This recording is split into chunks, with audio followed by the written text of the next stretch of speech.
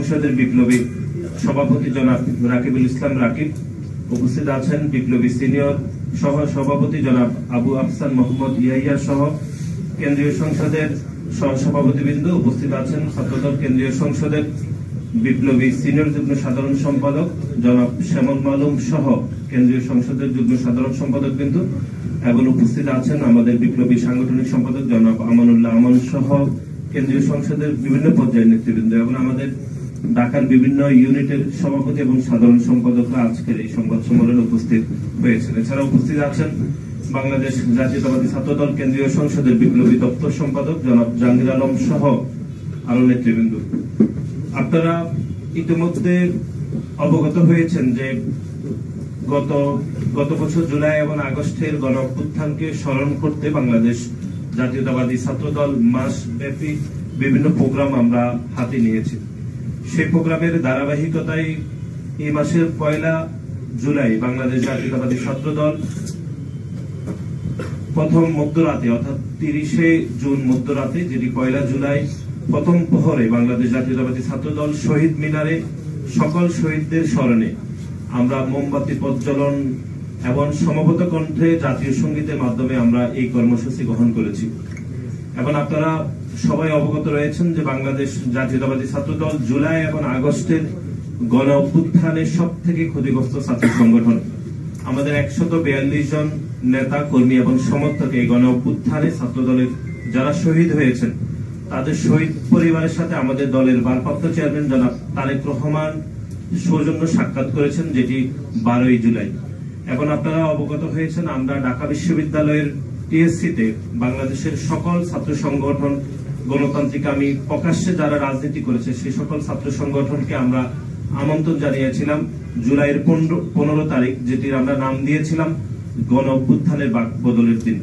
এবং জুলাইয়ের যে 16 তারিখ শহীদ আবু সাইদ এবং শহীদ ওয়াসিমের যে শহীদ দিনটিকে স্মরণ করতে আমরা রংপুর এবং চট্টগ্রামে 2টি আলাদা প্রোগ্রাম করেছি এবং দোয়া অনুষ্ঠান করেছি। এবং 2 শহীদকে স্মরণ করতে আমরা রংপুর এবং চট্টগ্রামে 2টি বৃহৎ ছাত্র সমাবেশ করেছি।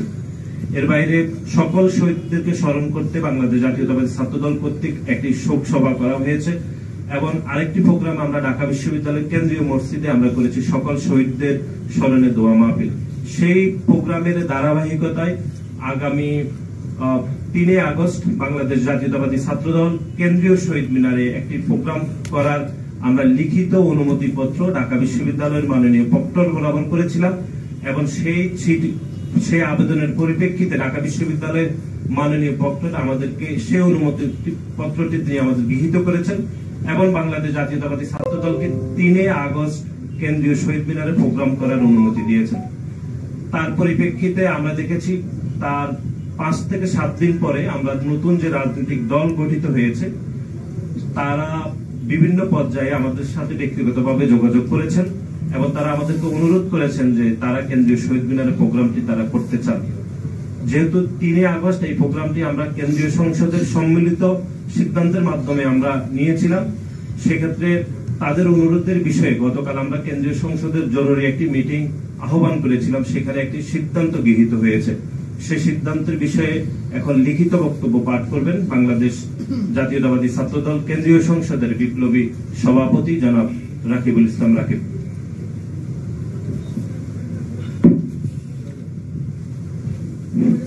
বিসমিল্লাহির রহমানির রহিম। প্রথমেই আজকের এই জরুরি সংবাদ সম্মেলনে উপস্থিত প্রিয় সাংবাদিক বৃন্দ সবাইকে অনেক অনেক ধন্যবাদ এবং কৃতজ্ঞতা জানাচ্ছি যথাসময় উপস্থিত হওয়ার জন্য। আজকের এই জরুরি সংবাদ সম্মেলনে উপস্থিত রয়েছেন ছাত্রদল কেন্দ্রীয় সংসদের বিপ্লবী সাধারণ সম্পাদক জনাব নাসিরউদ্দিন নাসির, সংগ্রামী সিনিয়র সহসভাপতি আবু আফসান মোহাম্মদ ইয়াহিয়া সহ সহসভাপতিবৃন্দ, সিনিয়র যুগ্ম সাধারণ সম্পাদক শ্যামল মালুম সহ যুগ্ম সাধারণ সম্পাদক বৃন্দ, সাংগঠনিক সম্পাদক আমানুল্লাহ আমান সহ কেন্দ্রীয় সংসদের নেতৃবৃন্দ এবং উপস্থিত রয়েছেন দপ্তর সম্পাদক জাহাঙ্গীর আলম, সহসভাপতি প্রধান মজুমদার সহ উপস্থিত সবাইকে ধন্যবাদ জানাচ্ছি। প্রিয় সাংবাদিক বন্ধুগণ, শুভেচ্ছা জানবেন। শিক্ষা ঐক্য প্রগতির জান্ডাবাহী সংগঠন বাংলাদেশ জাতীয়তাবাদী ছাত্র দলের আজকের সংবাদ সম্মেলনে আপনাদেরকে স্বাগত জানাচ্ছি।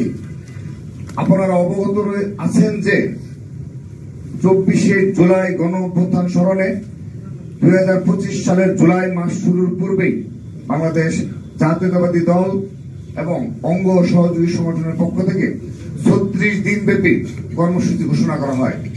জুলাই আগস্টের গণ অভ্যুত্থানে সর্বাধিক শহীদের সংগঠন বাংলাদেশ জাতীয়তাবাদী ছাত্র দল।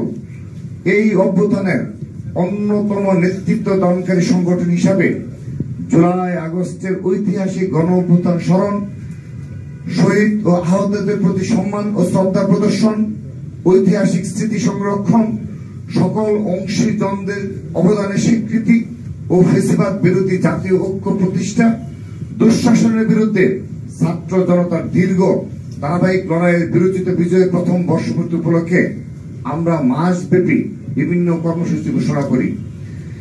এই পূর্ব ঘোষিত ধারাবাহিক কর্মসূচিগুলোর মাঝে গুরুত্বপূর্ণ একটি কর্মসূচি ছিল 3 আগস্টে কেন্দ্রীয় শহীদ মিনারে ছাত্র সমাবেশ। জুন মাসেই ঘোষিত এই কর্মসূচিটি পালনের জন্য আমরা 22 জুন 2025 ঢাকা বিশ্ববিদ্যালয়ের সম্মানিত প্রক্টর বরাবর লিখিত আবেদন করি। উক্ত আবেদনের প্রেক্ষিতে গত 26 জুন 2025 ঢাকা বিশ্ববিদ্যালয় প্রক্টর অফিস থেকে আমাদেরকে 3 আগস্ট শহীদ মিনারে ছাত্র সমাবেশে অনুমতি প্রদান করা হয়।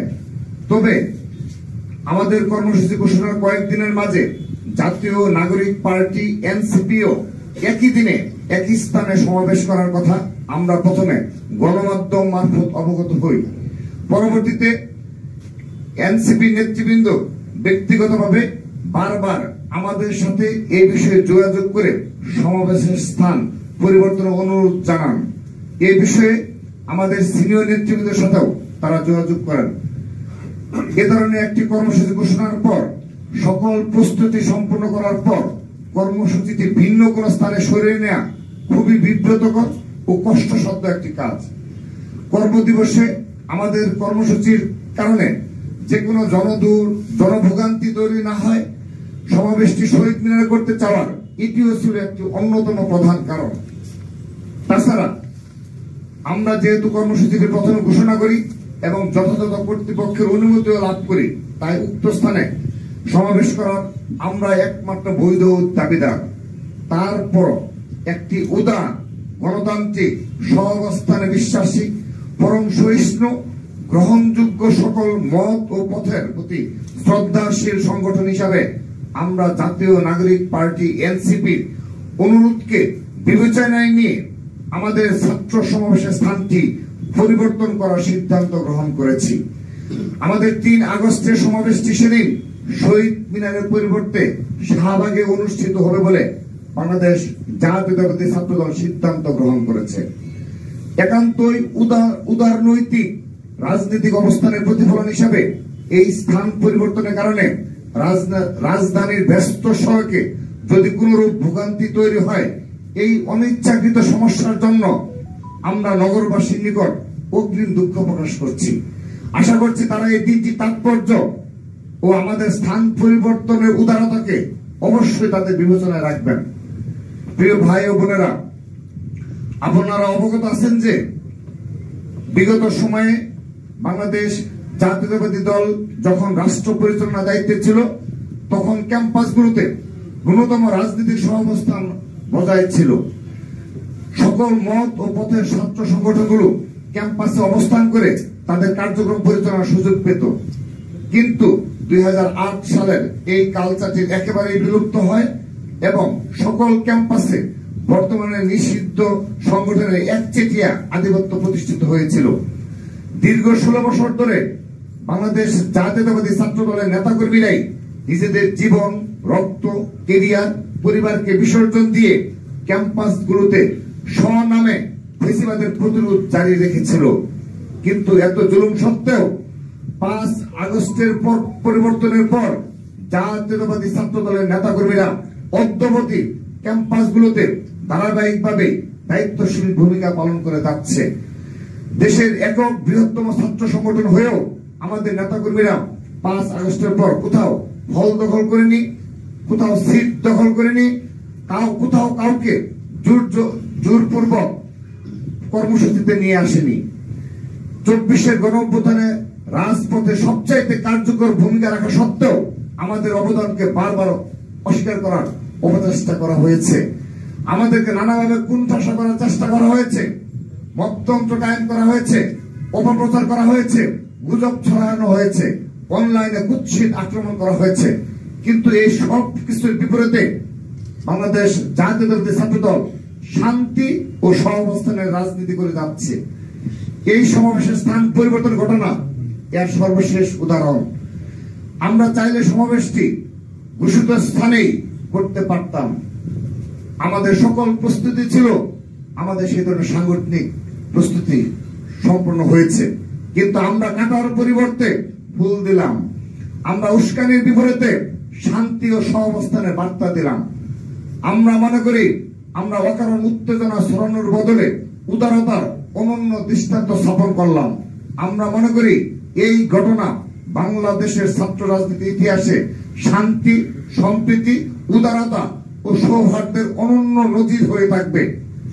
যারা সফল অভ্যুত্থানের পর অভ্যুত্থানের একক মালিক হয়ে উঠতে চাইছেন, আশা করি এই উদারতার পর তারা নিজেদের সম্বিত ফিরে পাবেন এবং সঠিক ও সুস্থ ধারায় নিজেদের রাজনৈতিক কার্যক্রম পরিচালনা করবেন। অন্য সকল মত ও পথের প্রতি ন্যূনতম শ্রদ্ধা পোষণ করবেন। সকল বিষয়ে হঠকারিতার রাস্তা পরিত্যাগ করবেন। আজকের মেসেজ খুবই পরিষ্কার। আমরা আগামী দিনে দেশের শিক্ষাঙ্গনগুলোতে ইতিবাচক ধারার গণতান্ত্রিক, শান্তিপূর্ণ, সহাবস্থানের, পরস্পর শ্রদ্ধাপূর্ণ, সৌহার্দ্যমূলক, পলিসি নির্ভর ছাত্র রাজনীতি করতে চাই। এই পথে উদারতা ও পরম সহিষ্ণুতাই হবে বাংলাদেশ জাতীয়তাবাদী ধারার রাজনীতি শক্তির পাথেয়। সবাইকে ধন্যবাদ জানিয়ে আবারও বলছি, আমাদের কেন্দ্রীয় শহীদ মিনারের পূর্ব ঘোষিত স্থান পরিবর্তন করে এনসিপির বারবার অনুরোধের কারণে আমরা সেটি শাহবাগে স্থানান্তর করলাম। সবাইকে ধন্যবাদ। বাংলাদেশ জিন্দাবাদ।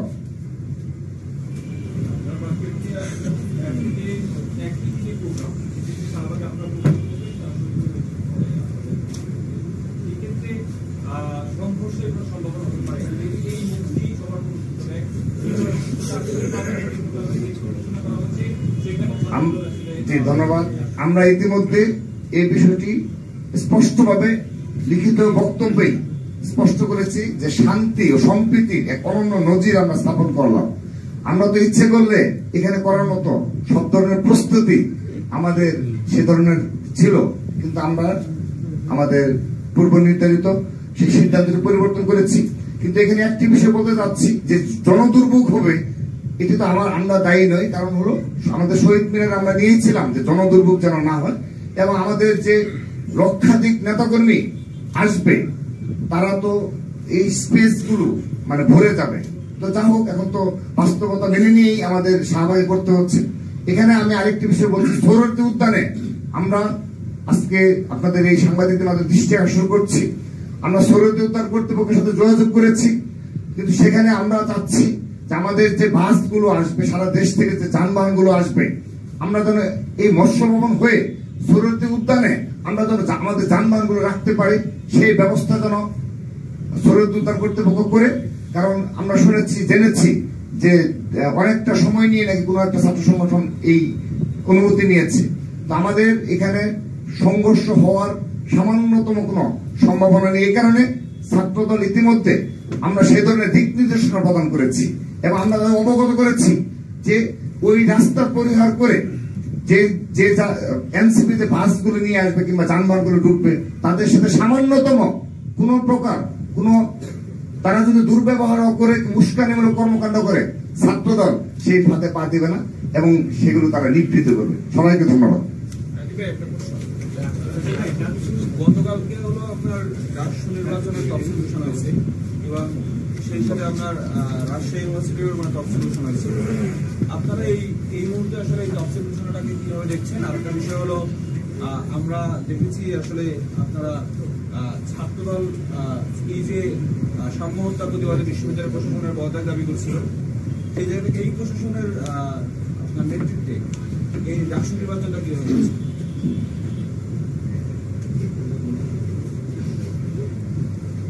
দেখুন, বাংলাদেশ জাতীয়তাবাদী ছাত্রদল এই 5 আগস্ট পরবর্তী সময়ে ঢাকা বিশ্ববিদ্যালয় ছাত্র সংসদ নির্বাচনের প্রস্তুতির বিষয়ে বিশ্ববিদ্যালয় যতগুলো মিটিং করেছে, আমরা ততগুলো মিটিং এ অত্যন্ত ইতিবাচক এবং প্রাণবন্তভাবে আমরা সেগুলো উপস্থিত ছিলাম।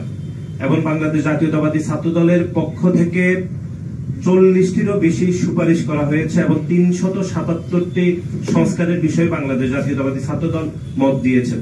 কিন্তু অত্যন্ত দুর্ভাগ্যজনকভাবে আমরা যেটি লক্ষ্য করলাম সেটি হচ্ছে এই 40টি সুপারিশের মধ্যে মাত্র 3 থেকে 4টি, তাও অন্য ছাত্র সংগঠনের সাথে এগুলো খুব কমন হয়েছিল, সেজন্য 3 থেকে 4টি সুপারিশ ঢাকা বিশ্ববিদ্যালয় কর্তৃপক্ষ এটি গৃহীত করেছে। আর আমাদের 377টি সুপারিশের বিপরীতে মাত্র 1 থেকে 1.5% সুপারিশ গৃহীত হয়েছিল।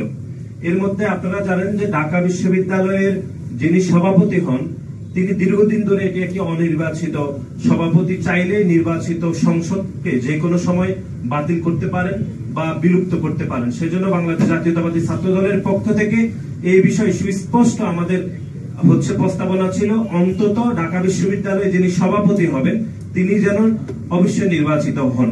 কিন্তু আমরা দেখলাম যে বাংলাদেশ জাতীয়তাবাদী ছাত্রদলের 40টিরও বেশি সুপারিশ থেকে মাত্র 3 থেকে 4টি এবং 377টি সংস্কার থেকে মাত্র 1 থেকে 1.5% সুপারিশ আসলে সংস্কার গৃহীত হয়েছে। এবং আপনারা জানেন যে বাংলাদেশ জাতীয়তাবাদী ছাত্রদল 5 তারিখের পর থেকে বিশ্ববিদ্যালয়কে লিখিতভাবে আমরা বারবার বলেছি যে যারা গণ অভ্যুত্থান চলমানের সময় খুনি হাসিনার পক্ষে যে সকল ছাত্রলীগের সন্ত্রাসীরা হামলা করেছে, তারপরে হচ্ছে যারা গণ অভ্যুত্থানের বিপক্ষে অবস্থান করেছে তাদের বিচার প্রক্রিয়াকে অগ্রগতি করতে, কিন্তু আমরা এখনো পর্যন্ত বিচার প্রক্রিয়ার কোনো অগ্রগতি দেখিনি। আপনারা জানেন যে আগস্টের 4 তারিখ পর্যন্ত ঢাকা বিশ্ববিদ্যালয়ে যে সকল আওয়ামী লীগের দোসর শিক্ষকরা খুনি হাসিনার পক্ষে বিবৃতি দিয়েছেন, গুলি চালানোর জন্য খুনি হাসিনাকে প্রত্যক্ষ মদত দিয়েছেন, সেরকম একজন শিক্ষকেরও বিচার প্রক্রিয়া এখনো ত্বরান্বিত হয়নি। শুধু সেটি নয়, আপনারা দেখেছেন যে ঢাকা বিশ্ববিদ্যালয়ের রেজিস্ট্রার ভবনের জুলাইয়ের 4 তারিখ এবং আগস্টের 4 এবং 3 তারিখে খুনি হাসিনার পক্ষে যারা মিছিল করেছে এরকম একজন কর্মকর্তার বিচার প্রক্রিয়া ঢাকা বিশ্ববিদ্যালয় শুরু করতে পারেনি। সুতরাং এই যে যাবতীয় প্রতিটি পদক্ষেপকে নেতিবাচকভাবে গ্রহণ করে যে ছাত্র সংসদের তারিখ ঘোষণা করা হয়েছে, তারপর আমরা সেই তারিখকে আমরা ইতিবাচকভাবে দেখছি। এই জন্যই দেখছি কারণ আমরা মনে করি যে শিক্ষার্থীরা জুলাই এবং আগস্টের যে গণ অভ্যুত্থানে অংশগ্রহণ করেছে সে গণ অভ্যুত্থানে একটি স্পিরিট ছিল, একটি ছাত্র সংসদ নির্বাচন করতে হবে। কিন্তু একই সাথে যারা জুলাই এবং আগস্টের গণ অভ্যুত্থানের সরাসরি অংশীদার ছিল তাদের এরকম একটি সুপারিশকেও উল্লেখযোগ্যভাবে আমলে না নিয়ে খুনি সংগঠন ছাত্রলীগের বিচার প্রক্রিয়ার অগ্রগতি না করে, আওয়ামী লীগ দোষর শিক্ষকদের বিচার না করে, ঢাকা বিশ্ববিদ্যালয়ের কর্মকর্তাদের বিচার প্রক্রিয়ার কোন রকম ত্বরান্বিত না করে এরকম ডাকসু যদি হয়, সে ডাকসু কতটুকু শিক্ষার্থীদের কল্যাণকর হবে সেটি আসলে সময় বলে দেবে বলে আমরা মনে করি। ধন্যবাদ সবাইকে। আজকে যেহেতু একটা ইস্যুতে আমরা করেছি, মানে এই ইস্যুতে থাকাটাই বেটার। ধন্যবাদ সবাইকে। আচ্ছা, আমাদের নিচে একটা মিলাদ রয়েছে। আমাদের বিএনপি ছাত্র বিষয়ক সম্পাদক আলহাজ রকিবুল ইসলাম বকুলবাড়ি গুরুতর অসুস্থ, তার প্লিজ আপনারা আবার কি করবেন। এবং চিফ গেস্ট হিসেবে থাকবেন আমাদের বিএনপি সংগ্রামী সিনিয়র যুগ্ম মহাসচিব রুহুল কবির রিজভী ভাই। সবাইকে ধন্যবাদ। আবারও বলছি যে আমরা শান্তিপূর্ণ একটি সমাবেশ করার জন্য আমাদের প্রস্তুতি রয়েছে। আপনাদের সকলের সহযোগিতা কামনা করছি, সাংবাদিক ভাইদের সহযোগিতা।